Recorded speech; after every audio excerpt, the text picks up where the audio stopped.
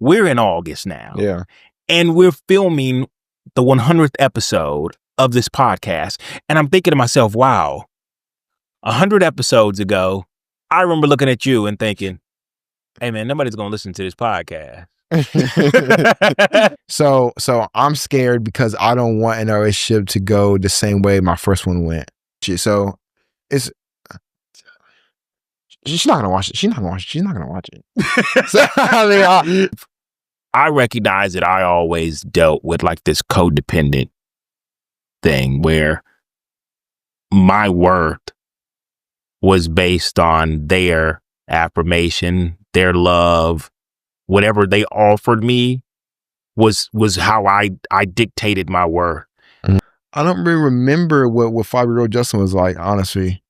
Like, and if I do, it's very vague. Like, I don't know like my complete self because I've changed. Yeah, I've changed a lot for sure. And the way, like, the person I know now is just the person I know now. I don't remember. Yeah, the person I know back then. No, that's fair. It's almost like it goes from sad to like a fear of this is ending. Mm-hmm.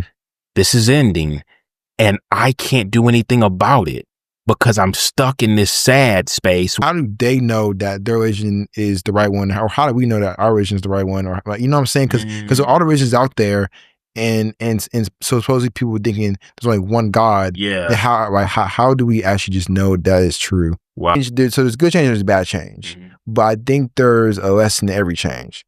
Hey, welcome to the 100th episode of God's Glory and Men's Real Stories. Hey, we're glad you joined us today. And whether it's your first time here or you're listening as a regular listener, we're honored to have you with us and hope that it won't be the last time you're here.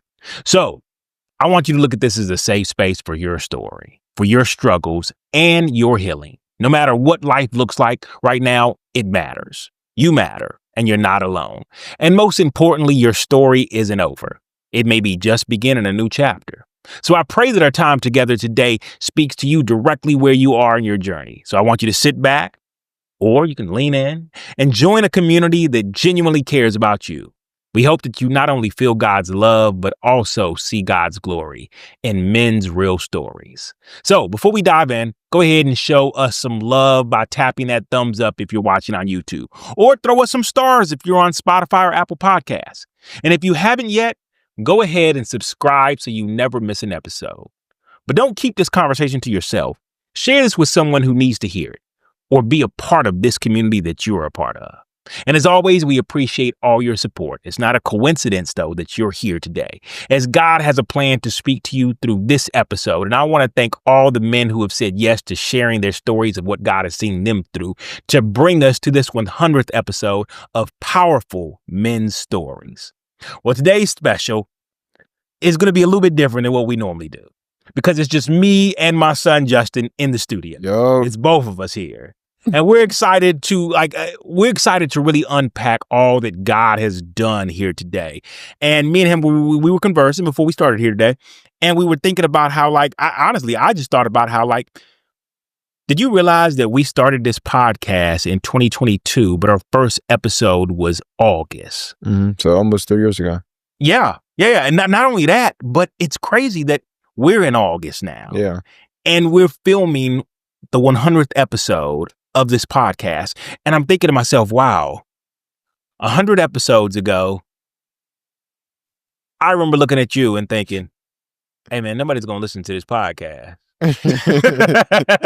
like what were your thoughts when you sat there and I asked you, I said, hey, look, God said that you're supposed to be on this journey with me. What were your initial thoughts? I ain't want to do it. I ain't gonna lie. When you first told me, I thought it was stupid. There we have it, ladies and gentlemen. When you told me that, I thought you were joking. I thought you were trolling at first. I didn't think you were being for real. But then you actually like started being for real because you told me that you found this podcast studio downtown, and I was like, yeah, he's being for real. And then I remember our first one, and I remember very briefly of it, but I remember like not having much to say and also not wanting to do it. And I was also tired too. Yeah. So yes, yeah. I do remember that, and I kept looking at you. I was like, "Are you tired?" And you were like, "No, Dad, I'm wide awake." Nah, for real. I don't know. So. I remember it, and we've had our upcoming from the 4x4 box we used to be in, and you know, This was, you know what? And it's funny. I was thinking to myself, this was truly one of those moments where people say, man, I walked in faith. I was walking in faith for what we were going to do. And it was almost like I was like, man, I think I got to have enough faith for both me and him, because I think he's looking at me like I'm crazy.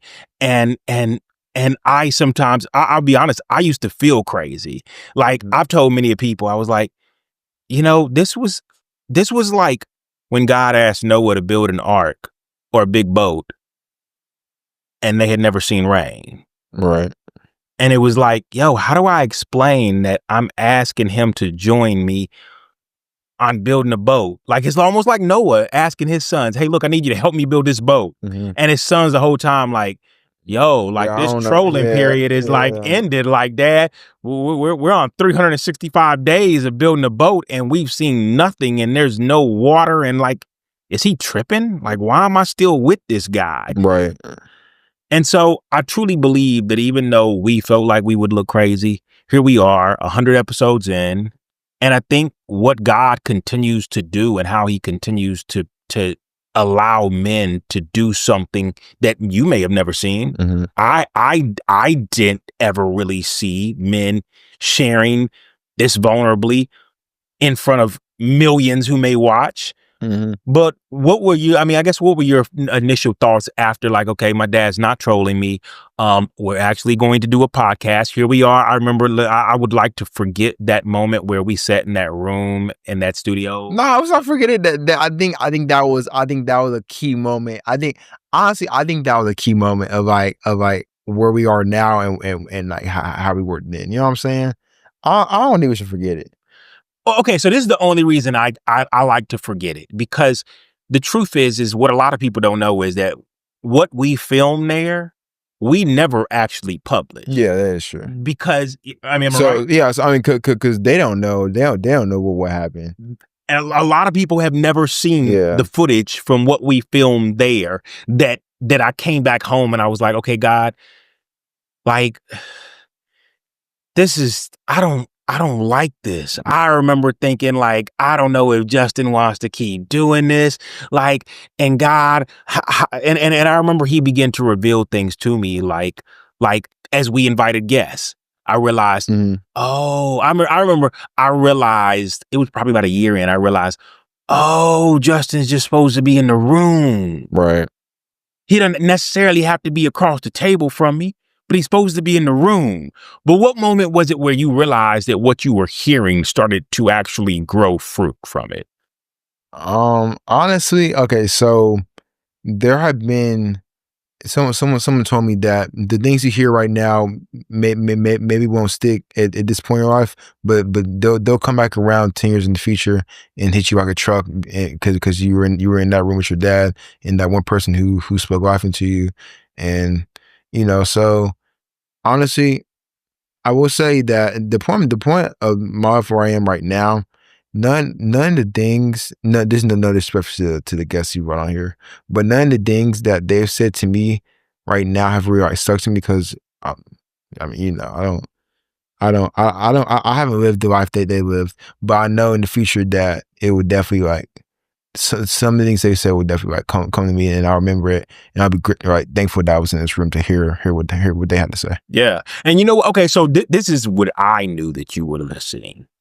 And it was because of the conversations you were having with other people and the things you were saying, and people coming back to me like, okay, wow, your son has no problem sharing. Yeah. So it was less about what I mean, you heard. Go ahead. If I'm in a room and I'm seeing all these people share, yeah, of course, I'm not gonna have no problem sharing, because I'm seeing other people doing it. So, but you do it. I feel like, from what I've heard, you do it even when others aren't doing vulnerable, because everybody can talk. Everybody can feel the air. Oh, well, yeah, you know, blase. I mean, think about how many podcasts are out here. Yeah, that's true. There's a million mics and everybody has a mic. And I feel like everybody has a perspective, opinion, or something to say. But I believe that it's when you can speak from a space, whether you recognize it or not, you can speak from a space where most people are like, there's no way I would have told him I struggle with that. There's no way I'd have brought up that in my life. I think that's when people recognize there's a difference in what you're doing and what others are doing when they just have a mic. Yeah. You see what I'm saying? And Yeah. so I'm excited today to just, I know it's funny. Me and Justin, we had a plan initially where, I told him, I was just going to come up with some questions that we would talk over. And today, actually, after listening to the sermon and listening to what our pastor preached, I just, all of a sudden, it was like God said, no, I got a plan for this conversation today. And it kind of came on the heels, as I was explaining to him, it came on the heels of me realizing that in past episodes, even when me and you have talked, you said, Dad, I really don't have a story. Like, I don't feel like I have much of a story. Like, my life's been good. I got parents in the home. I don't have a lot that I need or want that I feel like I'm lacking. I almost feel, and I remember Dan Horner saying this a long time ago. He was like, I felt story envy as I'm listening to these stories, and I'm like, man, my story is nothing like that. Right. And after something that our pastor said, I was like, Justin, I believe that's the lie that the enemy has told you, that you don't have much of a story because you've listened to so many men in their 30s and their 40s and their 50s and older share their story. And you're like, well, I haven't even lived 20 years. Like how could my story actually impact anybody? Yeah. And today we were talking and I said, son, I believe today would be a great day for us not only to catch up with people and just kind of like just share what 100 episodes has meant to us, but for us to give, for you to give not only others that may be listening, but others that may be right in your boat right now, others that are in their teenage years that feel alone based on what they're going through. Yeah. And would like to hear another person like you to say, hey, listen, man, I actually do have a story, and my story in a way has impacted not only how I see life and what I'm viewing it through as I'm still on this journey. So I'm not supposed to be perfect, but here I am working through things that have still played an impact on my life. Yeah. Different things you've seen and different things you've already been through up to 16 that I feel like speaks to everybody in your generation right now. And I believe you agree with me, right? Yeah. So I'm excited about taking that turn and diving into that today and not looking at you as a guest. Yeah, because I've been with you my entire life. So you've been on this journey since day one when we looked crazy together in a little small box of town trying to put together an episode and do what God asked us to do, not knowing that one day what God asked us to do was going to look like this. So what was it like the first time you decided to step out there and say, well, I'm in the dating pool now. I'm a young, eligible bachelor and I'd like to date. Tell me how that first situation worked out for you, because I am the parent who was like, do I want my son dating? I mean, how would that look and different things like that? And, me and my wife, we talked about it and I was like, okay, you know what? He will do it under a lot of supervision. Now, there was a lot we could see, but we we had parameters in place as far as how dating looked. And so how did that look in your world? Like having my first girlfriend? Yes. Honestly, I was 14. Yeah, I was 14 when I had like my first serious girlfriend. So it was 8th grade, the summer. So are you asking me like how I think it went, or like how I think? No, how did it go? Not how did you think it went? Like how did it actually? Oh, it went terrible. Why did it go terrible? Okay, so what? Oh well, no. I'll take that back.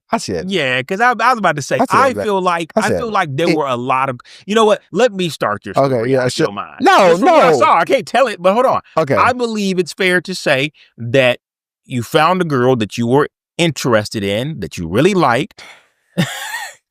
Hey, look, we're gonna be 100 here today. Yeah, regardless how it turned out. I know we are. You found a girl that you really liked, that you might have even said we have a lot in common, and we have a lot of things that I feel just based off of the surface level would make us a good couple? All I'm gonna say is, bro, I was 14. I didn't know what I was doing. Let me just start over there. I was 14, bro. Like, I didn't know what I was doing. So here, and I think you've heard me say this before.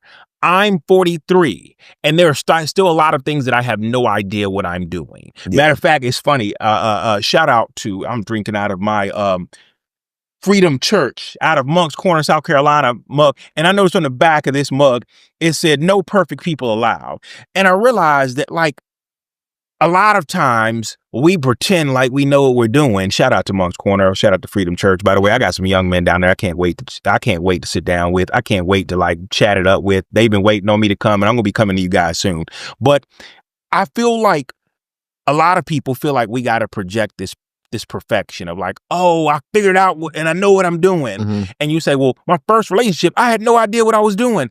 And it's so funny because my 7th relationship, I still had no idea what I was doing. I believe that, just like you, after my first and second one, it knocked the wind out of me. I have a reason why I don't want to get a relationship. It's only because I'm 16, and like I couldn't imagine being with the same. This is not. I'm not. Go ahead, I'm listening. I couldn't imagine being with the same person I was with from 16 to death. I can't imagine being with a girl I was dating at 16, and then we get married and we die together. I don't want that. And why is that? That this is not me. I think I should explore life a little bit until I settle down at the age of 16 years old. Like, you know what I'm saying? I don't know. I don't want to see the same person for, like, my whole life, except for, like, y'all and my parents. That's different. Yeah. But, like, nah. Like, you could ask all my friends. They'll probably tell you they're not about to date somebody from 16 to death. Okay. Well, okay. So I guess my thought has always been that is why dating at such a young age, when you don't really know why you're dating, when you don't really know what dating is about, why it's important to even know why you're dating. And know that I've messed this up royally, so I want to start with that. For anybody who may be listening and be like, you didn't know, and you're right, I didn't know, okay? Glad that's out the way. I had no idea why I was dating. I believe that you date because you like a person, and you date them until you don't like them anymore.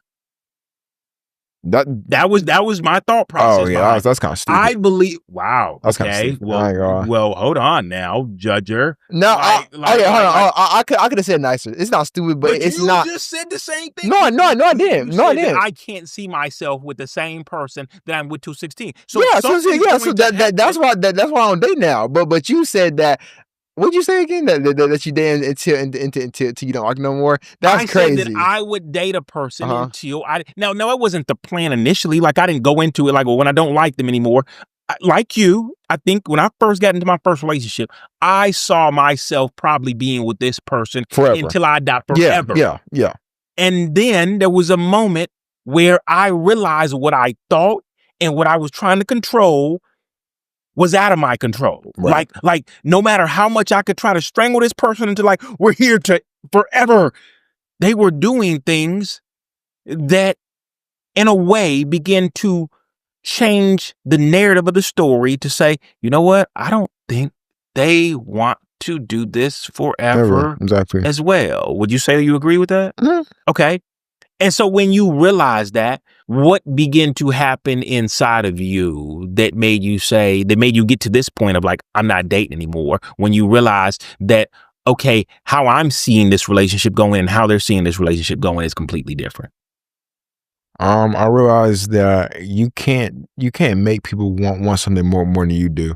So, and I guess the whole time I was trying to make her want what I wanted, and then I realized you can't change people unless they want to change themselves. Because I also realized that you can tell people to change, but they're not going to change unless they want to change. Yeah. So, and I realized that I can't make people think or want the same thing I want in life. You just can't. So I'm not. I just honestly, I'm not even gonna, like, waste my time, or forsake waste my time. But yeah, I'm not gonna, like, spend time with somebody who doesn't want the same thing as me. Well, we used to when we used to, now I don't really care. I mean, I'm not dating my anyway. So but yeah, before well, I think you okay. So is it fair to say I think you still care, but you're still putting together the pieces of how dating would look, and in that case, you're right. I can't care. You almost want to say, is it fair to say that you almost want to say, I can't care more than they do, and I can't change them to see this picture that I've written. It's almost like, look, I got this beautiful picture. I painted it. We're here, and we grow old, and we get this house together. And it's like they're like, and their pictures were different than mine. So 100%. Yeah, I don't know. I never realized all of this until after I was married, which probably didn't help a lot. But I realized that, like, one, I love people that date with the intention to get married. Yeah, for sure. Do you get that now? Yeah, for sure. Okay. Yeah, honestly, no. And honestly, the next girlfriend I get, if next girlfriend I get, my intention would be to marry her. Like, I don't date just to date. I feel that's kind of stupid. Like you don't have to date somebody like because you like them. I think you can find somebody attractive but not date them. Like they're just attractive. You can meet a friend. I don't know. No. There's some wisdom there. Okay. So there's a lot of wisdom in what you're saying. I think people will find somebody attractive, but I have to date her, right? Because like she looks good, and then people be like, "Ooh, look, he has the good looking girlfriend," and you get the social status, but then at the same time, your girlfriend like makes your mental health terrible, and then it's just not like it was good. It was good on the outside. But in the inside, you feel terrible, because she treats you terrible, and then then you're like, why? And then you have to ask yourself, why date this girl? And then if the number one answer was because she was good, you're cooked. I'm not gonna lie, like, that's just that. I get what you're saying, yeah, and it's almost like we feel like we have to over explain because there's so many different people out here with so many different opinions. Right. But I want to tell you, like, I get where you're coming from, and I think the beauty of it is that you don't have to over explain it because there's many people that will get exactly what you're saying right now. Okay. And I think, which is why, I used to never understand this whole thing they used to talk about in church, where they used to be like, oh, you got to be equally yoked with one another. You got to be yoked with a person who not only likes and wants to live in Charlotte for the rest of their life, but you also got to be yoked with somebody according to your beliefs, according to where you are with your walk with Christ. Mm-hmm. And it's hard. And I know this because I know people who are walking this line where I believe in Jesus Christ. I believe that what he's doing in my life and what he has in store for me is what's best for me. But if I'm with a woman who believes that what she has for me and what her plans are for me are better, then that means I have to choose between Christ and her. Right. And if she's not aligned according to how she walks with Christ, if she doesn't have a walk or a relationship with Christ, then eventually we are going to come to a place where I'm going to have to choose either Christ or her. Mm-hmm. And I believe that there are a lot of people that struggle with that. They're going through that right now, where, of course, like, I believe that what Jesus has for me is what's best for not only our relationship, but also what's best for our future family. Mm-hmm.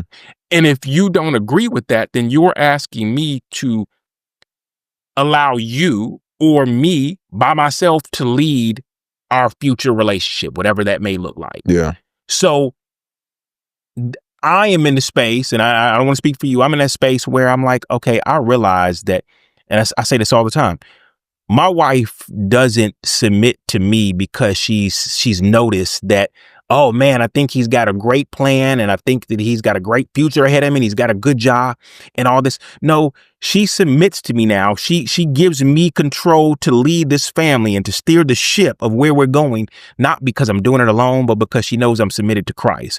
And if Christ tells me to go left and take my family to wherever, she knows that it's not me deciding to do that. She knows that I'm trusting God and he's giving me a command. Maybe he's shown me something, and maybe he hasn't shown me much of anything, but just simply told me, will you obey and will you go here? Mm-hmm. And she knows that I'm going to go there because she knows that her husband is submitted to Christ. And so I think in your time right now, a lot of you are like you said, you're going off of this idea of like, oh, she's cute. Check. And you're looking at your checklist, and that's the only check on the checklist. It's like, if she's cute, let's date. But I feel like when you become scared of what can happen in a relationship again, you begin to extend situationships to avoid the whole we're dating. To avoid I'll say right now, I'm scared. Look. I don't know a lot of y'all boys. I'm scared. Yeah, man. I'm. Well, okay, so why are you scared? What was it? What happened that put you in this place where it's like, I'm not dating right now and I'm scared? Well, one, I'm too but then also like, and I don't feel like that's fair. I mean, like, you're using that as a cop. That's not fair. I'm too young.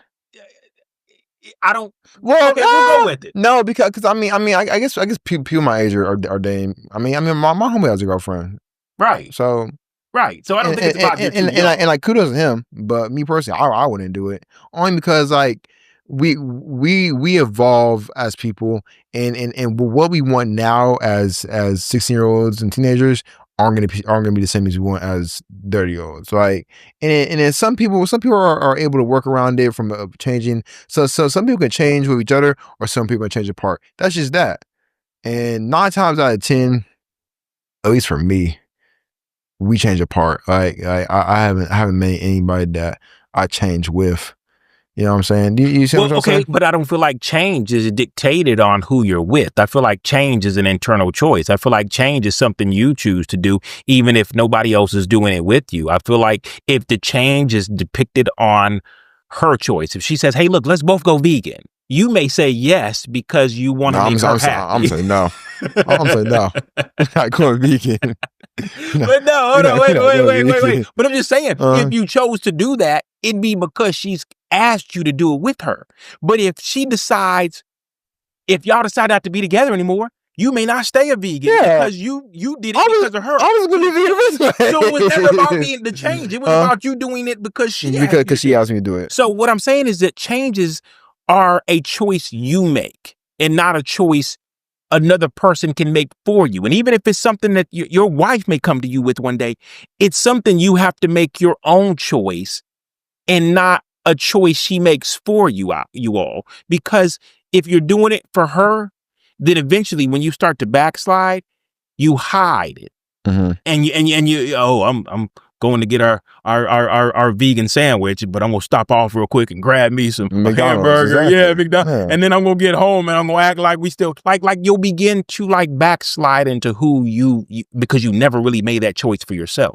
So outside of you continuing to say, well, I'm young and that's why I don't want to date. What happened? Because that's not how you felt when you were 14. That's true. That's what I'm trying to get. What happened that made you choose that, not the easy answer you get everybody when they say, "Why don't you date Justin?" I'm too young. I'm being on the bush. I'm being on the bush. All right, cool. Okay, let me think about it. Let me think about it real quick to like accumulate an answer, because I've never like really answered this question to somebody. Okay. So I'm scared because I don't want a relationship to go the same way my first one went. Okay, that's fair. Yeah. That's it. That's a good answer. And do you feel like your first relationship was so bad? And I won't only say so bad, but it just wasn't. Yeah, it wasn't bad. It wasn't terrible. I feel like you learned a lot. No, I didn't. That is one thing. That's one thing I'm actually like grateful of being with somebody for a year, 4 months. It didn't seem like a lot, but for me, like 14 to 16, 8th grade to 10th grade, it was a decent time. Yeah. So I mean, I learned what I needed to know at an early age, and finding out when I'm 25, and because I don't know, once you find out at 25, I feel like it sucks more at 25 than 16. Okay, so wait. Tell me this: do you feel like you learn more about yourself or more about her? About myself. Okay. I can care less about her, but myself though. She's not gonna watch it, so it's. She's not gonna watch it. She's not gonna watch it. So, I mean, I don't really care. This is the funniest thing in the world when people are like, "She's not gonna watch this." Like women don't watch this. Like she's not gonna watch that this. Won't get clipped and she's not gonna watch this. I know this for sure. she really has nothing to do with she. You could say, well, she has everything to do with the experience, but she has nothing to do with what you took from it. You get what I'm saying? But you said she has nothing to do with She what? has nothing to do with what you took from it. Let me explain what I mean by that. Regardless, you walked away with an impression of what it's like to date and what it's like to date a human being who's imperfect. She was never perfect. And because of your experience, it helped you learn, like, I don't want that anymore. Notice I said, I don't want that. What about her? You can go, you'll go and date another her 5 times and realize, holy crap, I'm getting the same person. It ain't about her. It's about what you realize in the relationship. So you can diss her all day long and then go and date her again one day and be like, holy crap, I got her again. And realize it's not about her. It don't matter how many names you switch up. You're dating whatever this is for a reason. I want you to focus on what you get out of it. This ain't about her. What you got out of it, what you learned about you, and how it moved you forward, how it moved the needle forward to like the next relationship you got in. I realized when I finally looked inside of your bubble and looked into your world, I realized that you were a young man who was just, you were just over there drowning, and you were trying to hold on to people, things, and other stuff just to try to keep you afloat. They were almost like you was like an inner tube you were trying to grab hold of, but you kept slipping through it. And that's all they were. They were just there to try to keep you from thinking about what this last person did, how this last person made you feel, what happened in that and all. And it kept you from, as one of my good friends at work, one of them, you probably know who I'm talking about. He always says, man, I'm ready to crash out. You were ready to crash out. You were going to crash out if you didn't find somebody else or find something else or find something to keep you afloat, because it was easier to hit that than to sit with this. You get what I'm saying? Mm-hmm. What did she make you feel as all of that began to come to an end? For 3 months, I felt like, I don't know, I feel like I had did too much. Like, I feel like I gave me to too much to a person, and then once that got taken away, then it felt like kind of weird. Like, I guess being with somebody for that long, because that was the longest time I've ever been with somebody. It felt different. It was a different feeling because I never felt it before. So when you do something different, of course it's not gonna like feel like good because it's new. I also don't like change. You know that I don't like change. So when that changed, and like my life changed pretty much. Well, my life didn't really change, but it was altered. I guess we can say that. Yeah, it felt weird for like 3 months. And when you say, okay, so like when you say weird, give me like a feeling word of what weird feels like, because I recognize a lot of times we can't really put words to like what we're feeling. Mm. What word would you say may be behind weird? What's like a big word for sad? No, just sad is good enough. Oh, sad. I mean, yeah. But I mean, it's. I feel like it's more than that though. But I can't put the words to it. Like it's some big word that I can't pronounce. Okay. But yeah, it's like, what's the definition of distraught? It was distraught. I think that's right. Is that right? Yeah. Yeah, I don't know. I was pretty sad for a couple months because it was just different. I didn't know how to I guess deal with it, because for not most of my life, but a good time of my life, I knew how to do it that way. Yeah, it was with her. But then when I didn't have her anymore, I had to figure out how to do it without her. Yeah, exactly. Yeah. So yeah, no, that's fair. I think the part with anybody, and know that I don't think I ever did it better, where I could be like, oh yeah, son, you were supposed to like detach your heart. And I recognize that I always dealt with like this codependent thing where my worth was based on their affirmation, their love, whatever they offered me was how I dictated my worth. Mm. And so like what you're saying, even when you're feeling, it's like when they start to not affirm and offer and say things that they used to say, your worth starts to like dwindle down and you start to feel sad. You start to, it's almost like it goes from sad to like a fear of this is ending. Mm-hmm. This is ending and I can't do anything about it because I'm stuck in this sad space where what I used to receive from this person, I'm not anymore. Yeah. Yeah. And you know, I don't for one, I think you know now that that's not just a you thing. Yeah. That's a lot of us. A lot of us find ourselves in that space where I've never made it my job to affirm me. I've never learned how to encourage me. I've never known how to look anywhere else outside of myself than the person that I brought with inside of my bubble to do that for me. I didn't know how to look myself in the mirror, which I learned how to do after going through a lot of breakups, to say, you do matter. Mm-hmm.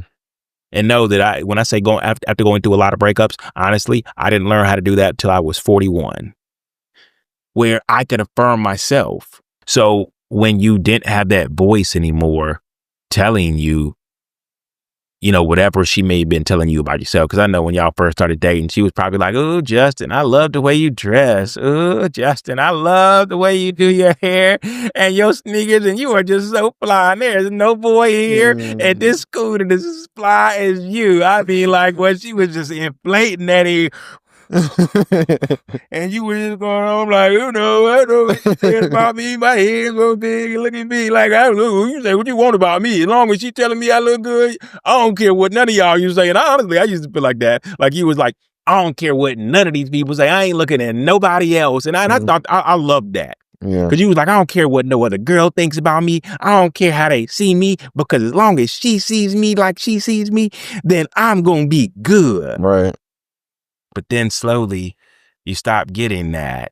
And what you like, the pressure, the PSI that you were used to having your head at on 15 begin to slowly lose air. And you had room in that bubble for somebody else to be like, to slip in and be like, if your girl hadn't told you look good, I just want to let you know you look good. And even though you was like, I ain't ever gonna pay no attention to nobody else, it began to like kind of be like, oh, well, shoot, somebody else checking me. Did you ever feel that way? Brian, go. I think like honestly, I'm just real with you. Yeah. No, not really. And then if it did happen, I would also be loyal to her because it's like I thought one day that my PSI would come back, and no, it didn't. But yeah, I thought one day that things would change. Yeah. And I just thought that we were in a rough patch, and then because everybody has rough patches. Yeah. So that's kind of what I was in, and I thought one day we'll be fine again. So eventually we weren't. Yeah, that's fair. No, hey, look, that's real. Hey, Yeah. Look, you just put me on game because you're right. There's that time where you're right. You don't just throw the ship away. You're just like, oh yeah, just grab a bucket. We're going through a rough patch. Just get the water out the boat. Exactly. Hey, I know we got a hole, but we're gonna patch it up. It's gonna be good. Yeah, you're Yeah. right. You're right. That's that. And I didn't even think about it that way. So as the ship's kind of taking on water in your relationship, and you're beginning to maybe lean on things that made you feel better during that time period, do you feel like those things became more prominent in your life? Like at that time, what were you doing to take your mind off of Smoking weed. I was smoking. Wait, why'd you look at me like that? Cause you would be around the bush. Just Well, no, it's not my story to tell. It's fine. your story to tell. Yeah, I was smoking a lot. Okay. Yeah, I was smoking a lot. Okay. Did it help me? I don't know, cause I would wake up in the morning and still feel the same thing, and then like I mean for the 2 hours, sure, Yeah. but also no, cause it was still in the back of my head. Yeah. Like I could be high and I would still think about it. Yeah. But I'm just hard thinking about it. So Yeah. it's like no, it didn't really help that much, but I did make it feel better. Yeah, sure, let me say that, but. And after I went to sleep in the morning, yeah, I felt the same thing. until I went to bed. So That's fair. That's fair. Yeah. Do you feel like it helped you through that period, like where you were just waiting for things to get better? You know what's crazy? Actually, not really. It was my homeboys that are making me feel better about myself when we have a rough patch. Shout out my homeboys. Now they're letting me know that like I'm gonna be all right. Like, I'm gonna be good. Like I'm living good. I'm straight. I'm gonna be straight. Yeah. Smoking though. I mean, honestly, smoking. I only started smoking because the people around me were smoking. Yeah. So and then I just caught on to it because I was like, if they're doing it, then shucks, I might as well do it too. Yeah. And it became like popularized in school. And then also I was just starting high school, so I was getting introduced to that stuff because like I'm in high school now, so that's when you get introduced. So honestly, it wasn't really helping them. I was just doing it because everybody else was doing it. Yeah. Like, yeah, it wasn't helping nothing though. It's fair to say that you're 16, so you don't know what 20 would have looked like. Mhm. You don't know what 25 or 30 would look like. But I believe that like a lot of people would even say in their lives, like, "Oh yeah, I started smoking at 16, and you know, I knew it was just a phase. I was just doing it for that year just to get through something."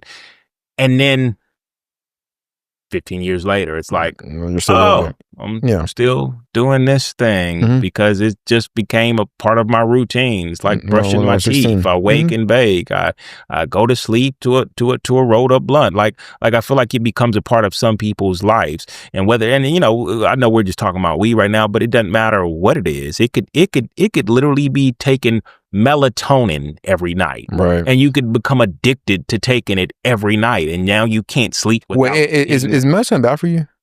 No. Okay. I believe melatonin is honestly, it's if I'm not mistaken, and I'm sure some people can correct me on this, I believe melatonin is a natural, almost like a vitamin or something like that, or some type of stimulant that helps you relax yourself to go to sleep. Yeah. But I believe anything can become dependent. 100%. You can become dependent on anything. Yeah. And so I think that a lot of people look at things like the drug category as the stuff you don't ever want to become dependent on, but you can become dependent on some of the most comfortable things that will kill your calling, that will kill God's plan for you. You can become dependent on the lack of change. I don't ever want to live here, leave here. I don't ever want to go anywhere else. I don't ever want to go and you can become so strong on that if God were to be saying, "Hey, look, I got something great for you over here. I'm not leaving here." Right. And it's like, you know, it's crazy. This year, I realized how good change was actually, because when I moved to Durham, that's when I realized like how like change is actually good. Sometimes, well, I think. Like depending, okay, good change. So there's good change, there's bad change, but I think there's a lesson in every change. I'm gonna ask you this: your desire to smoke, did it ever like begin to like crave itself off, and you didn't want it at all anymore? Yeah. Okay. So yeah, speaking of that, I realized I ain't need it anymore. Like I realized it was like, but before you got to that point, before I got to that point, before I was doing it because I was. Well, like I said, because everybody else is doing it. Right. And then I realized that I don't have to do what everybody else is doing. And that goes with like you know, I like to dress. That goes with like dressing and stuff like that. I don't have to dress how everybody else is dressing. Yeah. Like you'll never see somebody with the shirt I have on right now. And when you bought that shirt, did it change anything? No. Did it make life better when you bought that shirt? For 10 minutes, probably. 10 minutes. There was like this joy of, yeah, I got it. And then what'd you feel afterwards? Nothing. Nothing. Yeah. It's just like life goes on. Yeah. And I think with every high of life, that moment of happiness where we get something that we work really hard for, or we get something because somebody blessed us with it, or however we get it, we have this moment where we tell ourselves, if I can get that, it'll change my life, right? and then we get it. And what do you feel? I think about the freshman year when I got those pair of shoes. I remember when I got those. I forgot what shoes were, but I got some pair of shoes in freshman year, and I was like, once I get these, bro, I'll be straight. Like I'll be cool. I'll be cool in life. And I got them. They made for like a week. It lasted a long time. I mean, weeks not a long time, but it lasted a long. And that's what I bought. Yeah, bro. That week I feel like the boss, and then after that weekend, I was just like, all right, well, here I am again. I don't know. What'd you have to do to get back there again? I bought more stuff, and I kept buying stuff, and I'm still doing it now. I just keep buying stuff because, I mean, it's like I can't really describe the feeling, but it's like a high each time you hit it. Yeah, sure. Let me say it like that. You buy something new, you get a new high. Yeah, back on top, and you got to get back up there again, right? Yeah, then I bought something else. Yeah, it's like a repeating cycle. Repeating cycle. Yeah. And tell me this: was this was a repeating cycle you had before you ever even before you even started dating, right? Yeah, this was in sixth grade. This was in fifth, sixth grade. Yeah. That sounds really young, and then it just kept on. Yeah, 5 years later. What's crazy though is that we were talking about how like some things they just become a part of us. I realized after I started giving away all my shoes, well, before I gave away all of them, that I had a problem when it came to like buying shoes. I mean, you've seen my collection. Yeah. And it wasn't nothing crazy compared to other people, but that's how we always try to look at it. Oh, well, DJ Khaled got a problem. Yeah, but I don't have that much of a problem. It's like, no, a problem has maybe have levels, but a problem is a problem, no matter what level you're on. Exactly. And so I think that I used to look at things as like, well, it's just a shoe craving. In your case, it's just a clothes craving. It's just this desire to continue to have the new trendiest outfit or whatever. And you look up and you're like in your 30s and your 40s. Still doing the same thing? Well, yeah. Or you're deciding like, am I going to eat hot dogs and beans this month and have this fly pair of shoes in this outfit? Or like, am I going to say, you know what? No, I'm going to get the necessities I need to like actually live, and like, I'll be okay without this outfit. Yeah, I've been thinking about that. Like when I'm older and actually start making my own money, like, how is that going to work? Because if I've been doing it for 5 years, you can't. It's hard to rate something you've been doing for 5 years. Hard to just flip that switch and just turn that off. Like I forget how to get to the mall. Like no, there's some people that can literally get to drive to the mall with their eyes closed. They know how to get to that mall. So yeah, I've been thinking about that for real. Like, how am I gonna like turn this off when I have to start paying rent, paying bills, and all that sort of stuff? Like, it's gonna be hard. Yeah. But notice how nobody will ever shame you for having a craving to continue to like get the latest shoes or get the latest clothes. Nobody will shame you for that. But once they hear you save money, then they'll probably shame you about that. I ain't gonna. Well, no. Okay, so hear me out. If you were to say, I have a problem with popping pills, people are gonna be like, dang man, we want to get you help, bro. Like maybe we should, like maybe we could be around you more. Maybe we could send you here and like get you some help. But if you said, hey, look, I got a problem not going to the mall and not buying that new outfit that comes out and that spending all my money on the new shoes and stuff, people are gonna be like, are you serious? Bro, come on. Nah, yeah. Right, no. They really are. Serious? Yeah. Like, no, that's not a problem. Come on, man. Like, when you got a problem, come back to us. Because nobody realizes how addictions come in the form they come in. And it's like, I can realize I'm addicted to this, but unless you see it as a problem, then people are less likely to want to get me help, or I'm less likely to maybe go and get help because everybody else thinks I'm stupid. Right. They think I'm crazy. And we talk about this a lot. I say, whatever you're doing now, times it by whatever age you are, and know that that's going to be how hard it is to like step away from whatever that is. And even the stuff where it's like, oh, well, man, I enjoy, eating, 5 meals a day. and who knows, maybe one day your life and your metabolism and everything could say, hey, look, 5 meals a day isn't healthy unless they're like smaller meals or healthier meals or whatever. But yet you're stuck in doing something you've been doing so long that it's like, here I am now, and I don't know how to break away from this, whatever this may be. And it becomes a part of your life, and it becomes a part of a choice that you've continued to make because there was no discipline to say, no, I ain't going to the mall no more. Yeah. No, I'm not. Oh, y'all want me to accompany you? No, not going at all. Like, it's not safe for me. It's not comfortable for me anymore. The way my discipline is set up right now is I avoid it altogether. Right. Instead, I don't even want to go there. It's like me when it comes to like drinking. There was a time where I was like, I'm not drinking anymore. Mm-hmm. But it didn't help that people were still inviting me to the bar. Yeah, exactly. like, all right, I'm not drinking, but like, bro, where's your drink here? Right. You ain't got nothing in your hand? All right. It doesn't help when I go on Instagram and see some of the stuff I want. It's the like, stuff that you... Right, right. You know what I'm saying? Ooh, that's a good one. Yeah, for sure. I mean, it doesn't help when you keep people who perpetuate what you've decided that you're not going to do around you, in front of you. And that was a good one of like social media. Like a lot of people don't even think about how that messes with you when you see people buying and getting and cashing. Because you feel left out. It's like FOMO.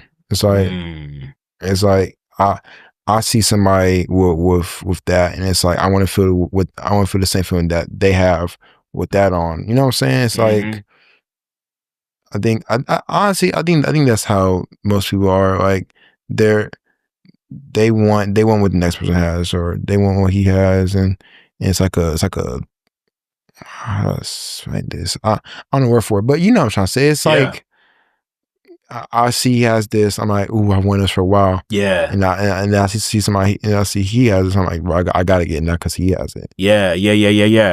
Listen to me. Yeah. That doesn't change even as a grown adult, no matter what age you are. Yeah. When you see other people with that goes with cars, clothes, money.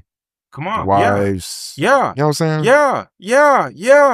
All of that. All of that. And the sad part about it is you never, what people never see is you don't see what it took to get that, what it took to keep that, and what it looks like after they got that. Yeah. You just see the moment, the proud moment where they put it up on social media. It's like a mountain. You see when they're on the top. You didn't see when they climbed the mountain though. For sure. You didn't see them climb the mountain. 100%. All you saw was them at the top of the mountain. 100%. No, I completely agree with that. That is the beauty of spaces like this, where we can sit here and be like, bro, it felt so good until life became so dangerous as I held on to it. So who do you feel like you can be fully you around? Like all of you, all ages of you, from the 5-year-old you when you used to like to wear Spider-Man stuff. Well, you still like to wear that stuff. Yeah. But all aspects. He's crazy. Like my Spider-Man suit actually ripped. I have to get a new one now. But yeah, I do still like Spider-Man. Okay, so but who do you feel comfortable being fully you around, where you can say, hey, look, I wear a Spider-Man suit around the house when I'm not around people? Like, who can see you, and who do you feel comfortable being that version around? Well, the first is definitely you guys, like my parents, because I mean, you've seen every version of me, so like seeing this version of me now isn't going to change how you saw me 5 years ago or 10 years ago, because it's like you seen me grow up from some y'all, of course, because I mean, you know. Second, my friends who I'm close with now, it doesn't. When you say your friends who you close with, you meaning like friends you go to school with, like who? Okay, so yeah, I was against that.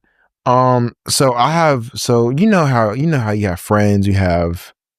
There's like stages of people. You have the acquaintances, your friends, your good friends that you just do stuff with. That you right. ain't really and you get people in the hallway dap up when we see them. For sure. So if them, not at all. Like that's just that. I'm probably not gonna be myself to the people I just dap up in the hallway. Right. I won't like, let's say, be boring or bland. I'm not gonna be like, Mhm. but I'm definitely not gonna show like my full self because I don't really know you like that. And Yeah. I don't know how you're gonna react to it.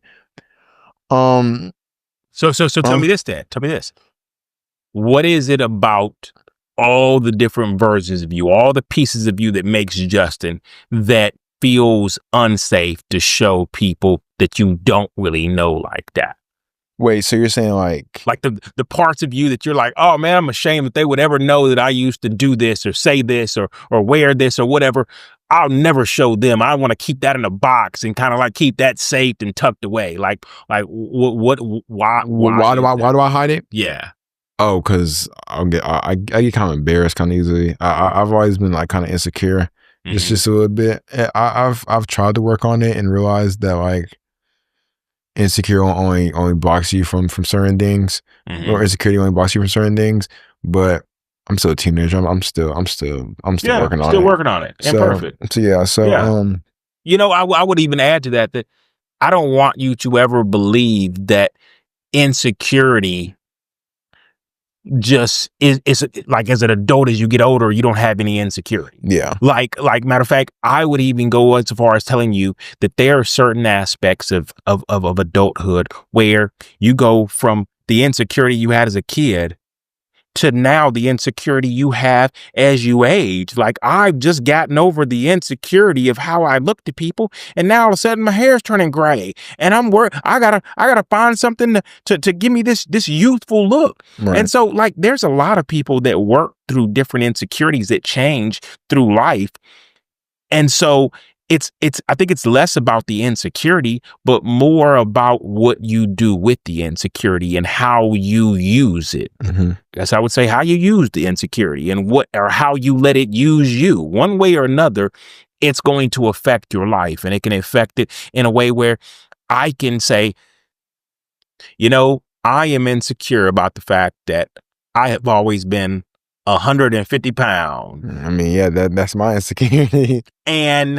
And here I am now hitting into mid 40s, and I listen, one day I woke up, I was like, where did 30 pounds come from? Yay, but whoa, but like, wait a minute. Right. And it's like, okay, so I went from being insecure about my weight of being so small that now I'm slowly going into the other pendulum of where I'm insecure about the fact that I'm gaining weight. And it's sitting in different places where I'm like, wait a minute now. Right. So you see how I'm saying that like insecurity changes, and it can go from you wishing you had more money to one day wishing that like, wow, I got so much money that now it's become a distraction in my life, and it's now become the insecurity of my life. And I thought that this was what I always wanted. So I guess. But hey there, before we continue on with today's episode of God's Glory and Men's Real Stories, we want to take a moment to share something special with you. Our new sponsor, Confined Space Coffee. Are you looking for a coffee that fuels your heart and uplifts your spirits? Well, look no further. Confined Space Coffee isn't just your average brew. It's a handcrafted blend designed for those who seek connection, inspiration, and a good coffee to sip while sharing stories. It's made from the finest beans sourced from around the world, where every cup is a testament to hard work and dedication, perfect for you, our listeners, who appreciate the beauty in every step of the journey. At Confined Space Coffee, they believe that great conversation and deep connections often happen over a warm cup of coffee. Whether you're getting ready for a long day or winding down and listening to a powerful conversation on our podcast, their coffee is there to accompany you. So here's the best part as a special offer to our listening community. You can use the code GLORY, capital GLORY, at checkout to receive 10% off your first order. That's right, experience the vibrant flavors and rich stories waiting for you in every sip. So why not brew some Confined Space Coffee today? Gather around the table, share your own stories, and let the warmth of great coffee bring you closer to those you love. Remember, brewing coffee is an art, and at Confined Space Coffee, they're dedicated to making every cup a masterpiece, while bringing attention to the dark, confined spaces we find ourselves in that bring us closer to God. Now, let's get back to today's episode. Remember, whether it's sharing God's glory or exploring men's real stories, great coffee makes everything better. Thanks again for tuning in. When it comes to like the friends that you're around and stuff like that, who do you feel safe showing all of your insecurities to, knowing that they will handle it with care because they know you? Outside of us, of course. Yeah. I have to really get to know somebody, and then we have to talk, and then and then once we get to talking, and I realize that, hey, this person's chill. This person's not gonna judge me.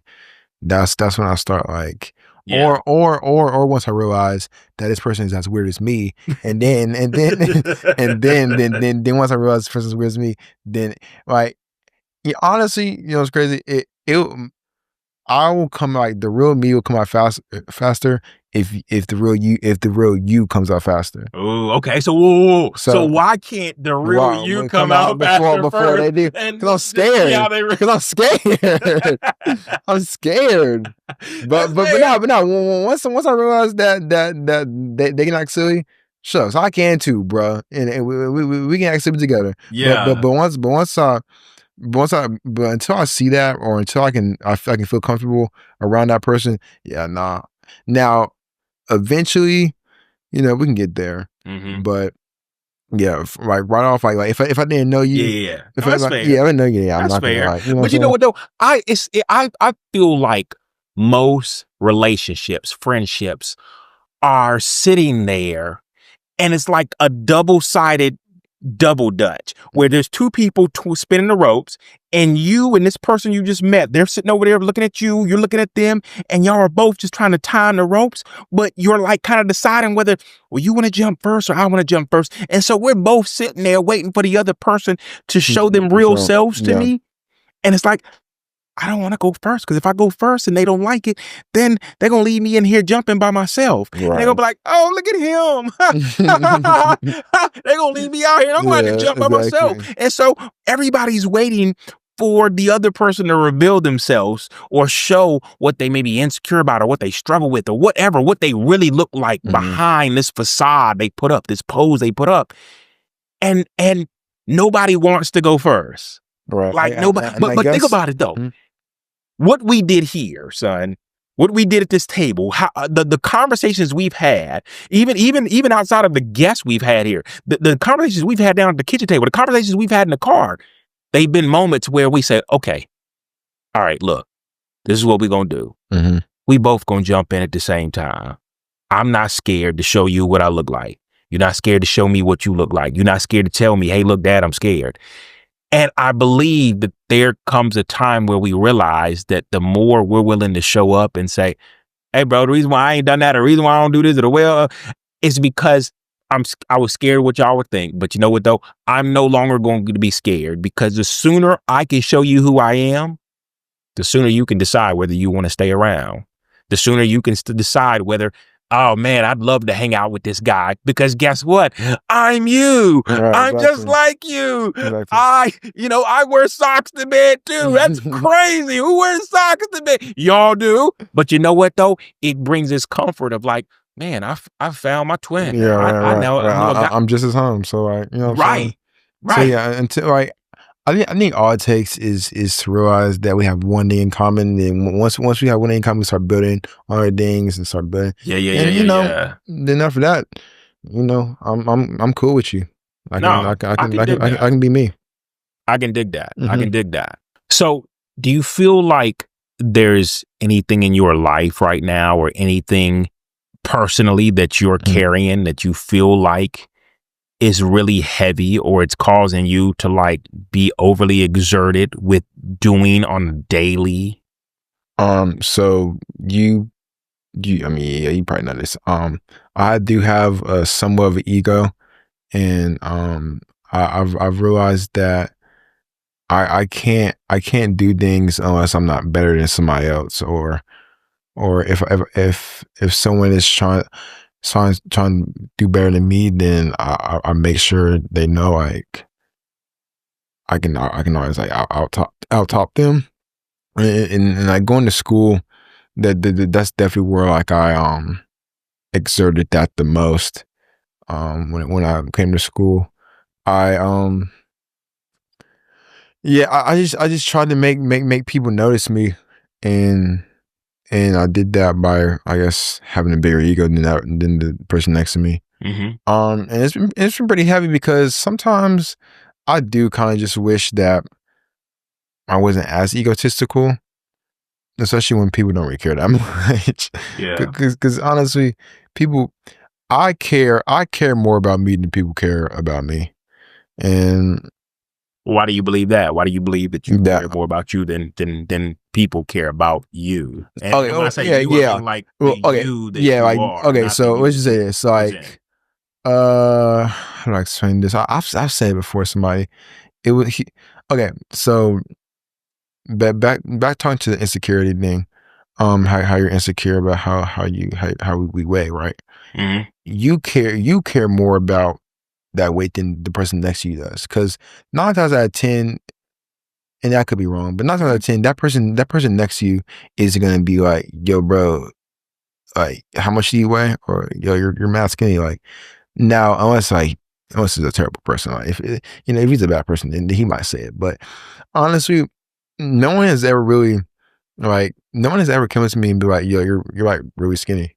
Like, no one has done that. Right. So how, when I say like I care more than the other person does, means I care more Oh, about, I yeah, get you. I care more about my weight than the person I meet. You're bothered by it more. And yeah, You're thinking about it and more, feeling like if I don't do something, everybody's gonna say something, and yeah, nobody's and nobody thinking about it. Yeah. Yeah, nobody cares as much as you do. Yeah. No, that's fair. So That's fair. And so do you feel like in carrying this ego, when you carrying this desire to be better than everybody, do you feel like it hinders you fully just being just being, relaxed and being you without having to make everything a contest? yeah, especially how, like, it just comes from going out with people.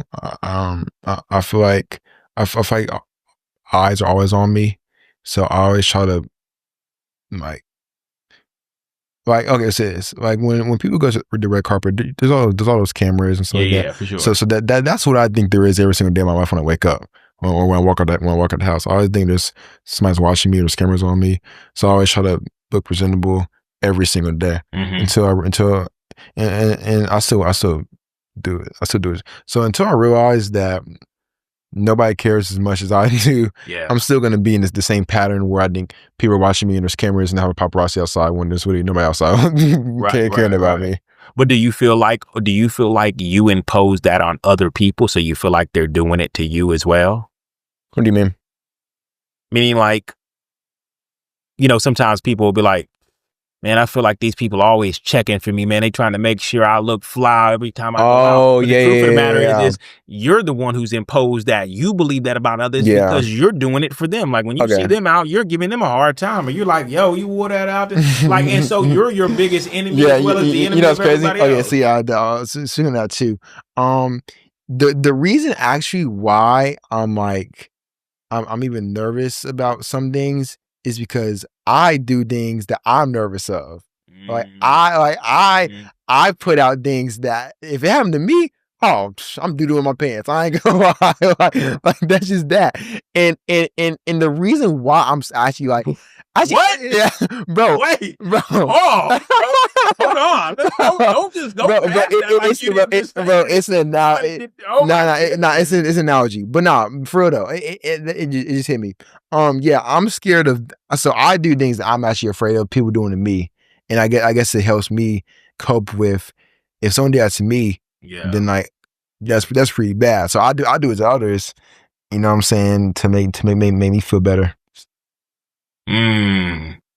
Wow. Okay. So I think it's fair to say that when you're in competition and fearing what others see and may say about you, you're really honestly just afraid of you showing up. Yeah. You're afraid of you showing up and doing you the way you would do others. Wow. Yeah, pretty much. What do you do with that? I haven't figured it out yet. Yeah, it's probably something I'm gonna have to talk to myself about it, because Yeah.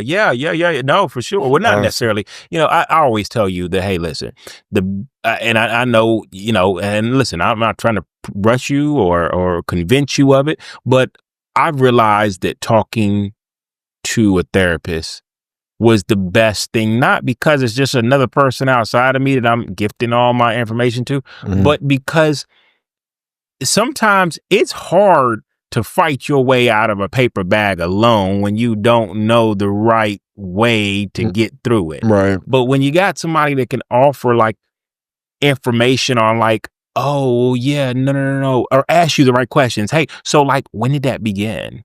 What was it that made you begin to feel that way about yourself that in turn you did to others? Like what started that? Yeah. Okay, so it started in elementary school because I remember too. It started in elementary school, and you know what school I went to. I'm gonna say, but everybody had, let's just say, more than me. But that's just because the area and stuff like that. Right. So that pretty much, I don't know what it did. Actually, I know what it did. I don't know the word for it though.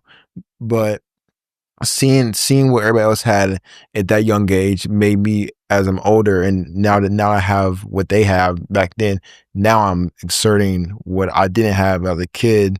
Yeah. So now that I have the funds for the things that I didn't have back then. Yeah. I'm helping him out, help my younger self out, my elementary school self out.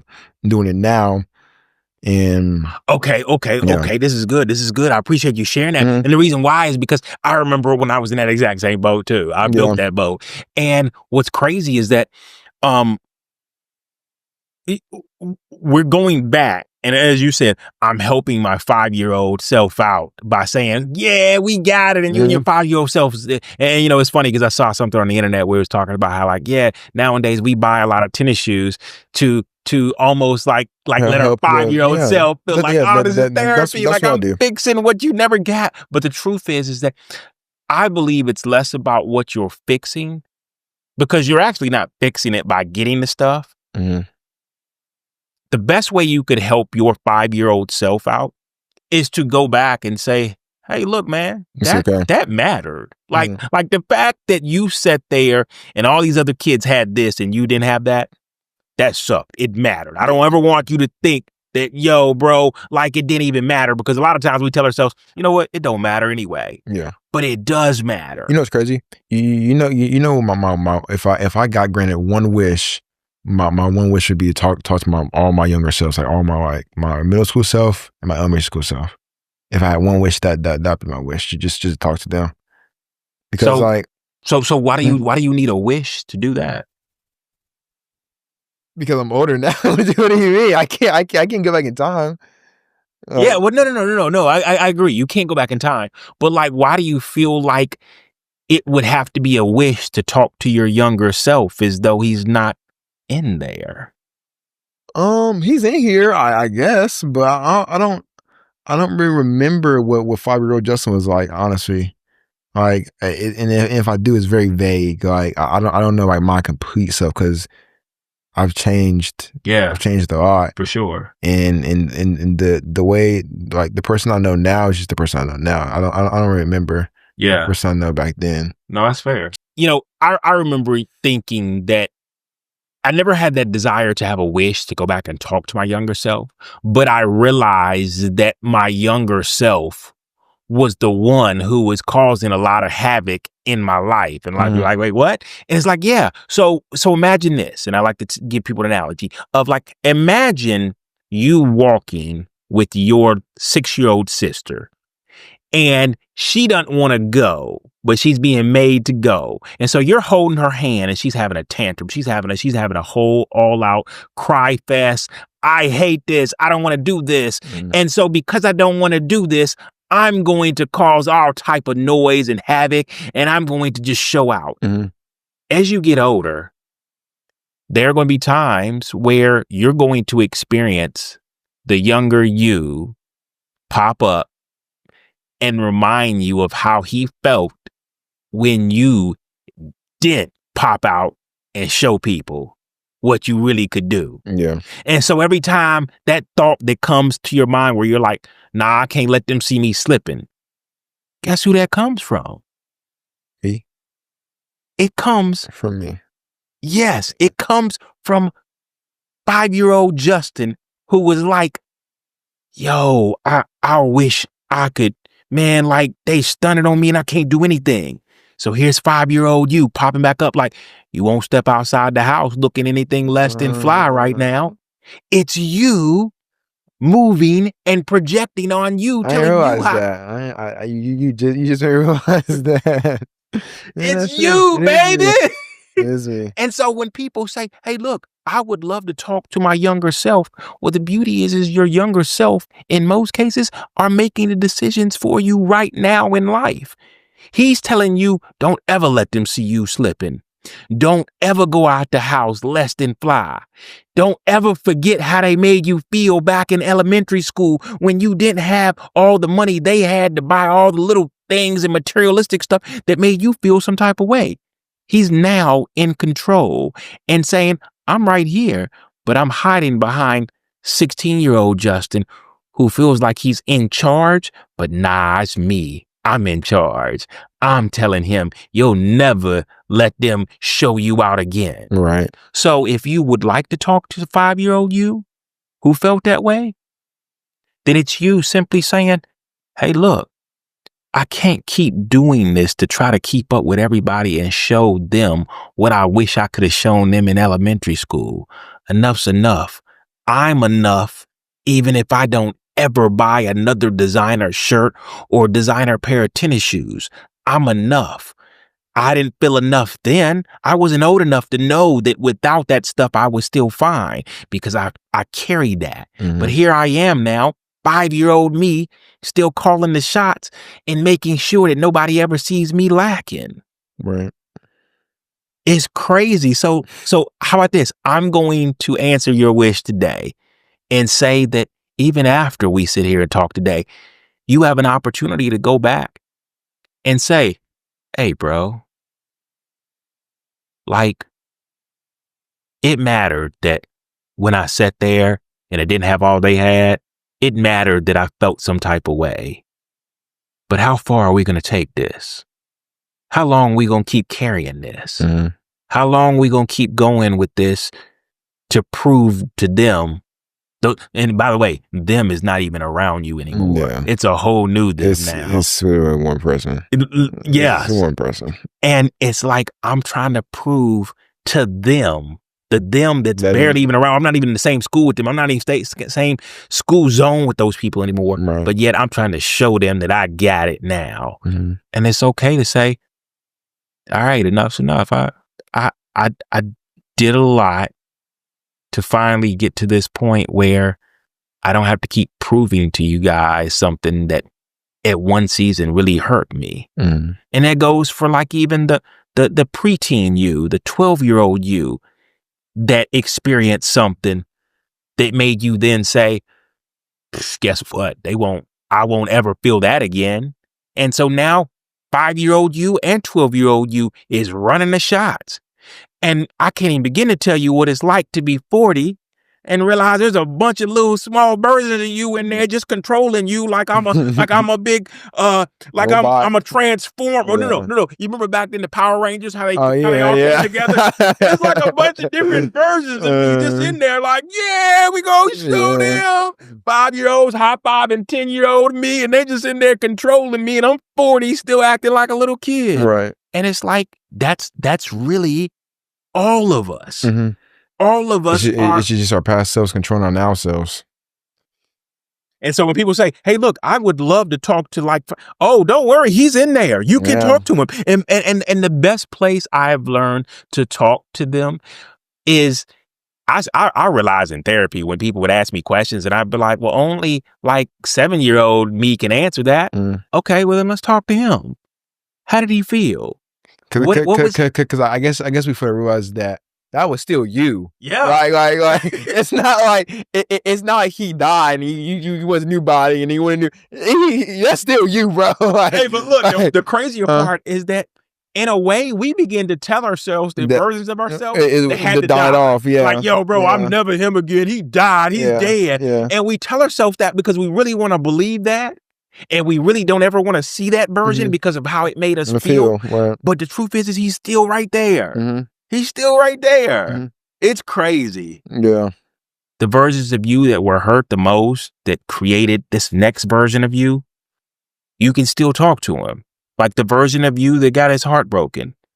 You can still go back and who better to go and sit with him in that most vulnerable space when he came home and he didn't want to get back out of bed again. Who better than you to go and sit with him and say, bro, that sucked. And you know what? Who did you need more than anybody was me. You needed me to show up and say, yeah, we gonna have to feel all of this.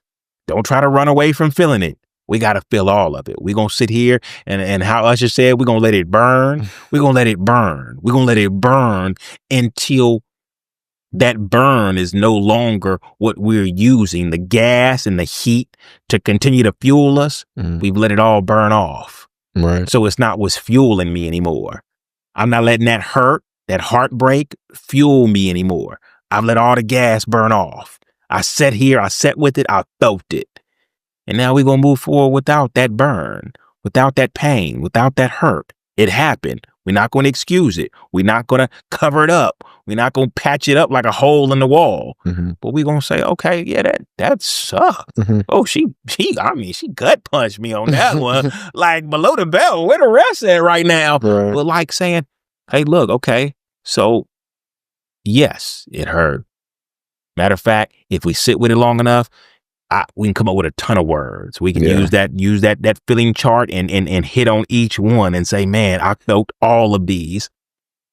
And I'm ready to stop letting what happened be the fuel that pushes me into space, that continues to push me into space. Eventually, we have to feel things so they can be a part of the story, but they can drop off.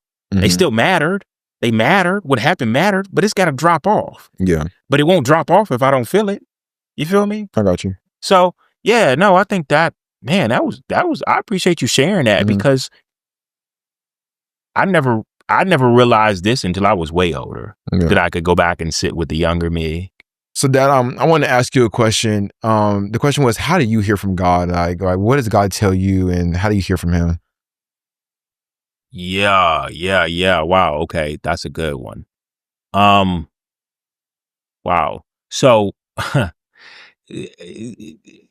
so for the longest, I think it's fair to say that for a long time, I would have told you that God never spoke to me, but I felt like he never spoke to me because I was never trying to hear him. Yeah. What's crazy is that just because I didn't want to hear God or hear from him didn't mean he wasn't speaking to me. I didn't realize that till well after. So here I am, like you asking me, have I ever heard from God or how does it sound or what is it like? You ever heard the verse where they say, if you seek God, then you'll find him? Yeah, I've heard that. I went and I began to seek God. My life produced a moment in my life where I hit rock bottom. And it wasn't just like all right, God, help me. It was almost like a cry for help that I knew that only he could answer. Like nobody else could help me in the space that I had found myself. Yeah. It was only a space that he could answer, but it wasn't initially a cry for help. It was a cry for God, let me die here. Please, let me just die here. I didn't think he would actually speak back. I was just hoping that my life would end. When God began to talk back to me, it came on the end of me actually seeking him. And when God began to talk back to me, I didn't actually like what he had to say. I'm just going to be honest. And that's how I knew it was him talking to me. Because you'll never tell yourself what you want to hear. Yeah, I remember having a teacher and I remember telling her something and she was like, well, I'm not going to say what you want to hear, but I'm going to tell you the truth. And she told me the truth. It sucks. Because honestly, you know, it's crazy. When I come to people asking for advice, I want them to tell me what I want to hear. For sure. I want them to say, "Oh, look, but you're good. Like, it's gonna be okay." But then wants to be the person who's like, I'm not gonna say what you want to hear. And that's just the hard truth. It sucks in the moment, but honestly, it works out at the end. Sucks in the moment, works out at the end. Yeah. Okay, so even to build on it, you're right. And the crazier part is that God will speak through other people to you about things that you won't turn to him for. Right. So he'll speak to you through a teacher. And personally, I believe that God had spoken to me through many of people that wanted me to turn back. They wanted me to turn away from what I was doing, how I was living life and different things. But I wasn't trying to hear that. So I didn't keep them people around. Yeah. I surrounded myself with people who would continue to keep me and motivate me to walk the path I was walking. Right. When those people weren't there and those voices weren't there, God's was the only voice that was like, okay, so now it's time to turn back. Turn back to where? Like, go back? Like, we done come all this way. I'm a little old to be walking backwards, God. I'm a little old to be. But I remember that I said that, God, if you want this life, you can have it, and I'll be obedient. Mm-hmm. You know how sometimes you can get trial versions of stuff to try it before you buy it? Yeah. If I ain't got a trial version of God, I'd have probably been like, nah, I'm going to cancel that subscription before they bill me. I'm just being honest here. Right. Because what God began to tell me were things that were very uncomfortable. He began to ask me to do things that were very uncomfortable. I did not want to do them. I did not like them. Mm-hmm. I was like, no. Like, this podcast is one of them. Yeah. Another one was I was trying to run, and God was like, no. And it's weird because maybe if you're used to hearing God's voice, you feel like, oh, well, he's tripping. Mm-hmm. But I will say that when you begin to realize that God is speaking to you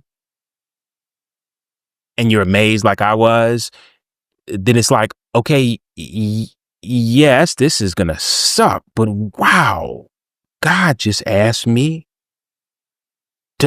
to stay in my house, even when I wanted to leave. Mm-hmm. He just asked me to start a podcast with my son. That's crazy. He asked me to go back and tell my wife about things that according to the law and the legal system, that stuff was old news. We ain't gotta go back and revisit that stuff. Yeah. Statute of limitation is passed on that. Right. And no, I had to go back and unbury stuff that was past the statute of limitation to share with her. So yes, you will recognize God's voice when God's voice is the opposite from all the other voices that may be around you. Or, depending on your circle, could be exactly what everybody else is saying, but you keep hearing it from different people. Mm-hmm. And you're like, all right, I'm running from this. I don't want to do this, but I keep hearing people say it. Or, I want to go left, and God's like, I need you to go right. Well, that wasn't my thought. That sounded like my voice. It was in my head, but that's not what I want to do. And so I would say that God speaks to different people different ways. He may speak to you through a dream. He may give you a vision, but how he speaks to different people is different. Are different. And so you have to be mindful to listen and be obedient when you know that he's talking to you. It's like the story of Samuel. When God was calling him and he kept running to the person that he thought, well, I can't be hearing voices, so it's gotta be this guy. And so he kept running to him. And eventually Samuel realized that, okay, I'm being told next time that I hear my name being called, I should say, yes, Lord, your servant is listening. And so, yeah, how God may speak to you, it may be through the people that he's brought around you now. Mm-hmm. And that's, but do you feel like you've ever heard God's voice? I don't think I've ever tried to listen for it. I don't think and then if I did hear his voice, I probably just thought it was me or something like that. Yeah. I probably just thought it was like, cause I do talk to myself just to like keep me balanced, like Keep you balanced. yeah. Okay. I don't explain it, but like if I'm going to do like some like crazy situation, I'll tell myself to like Talk it out. You're yeah, processing through I it. process it. So Yeah. so if I did hear him, I probably thought it was just me trying to process through something, or just me talking to myself. Yeah. Not because I'm like crazy. I'm not No, crazy. no, I get what you're saying. No. Yeah, that's what everybody's always afraid of. Oh my goodness, he's talking to himself. He's gotta be crazy. No. I think that people who process through things, even if they have to do it out loud, are doing that because they can't hold it in anymore. They've got to get it out, even if there's nobody to talk to.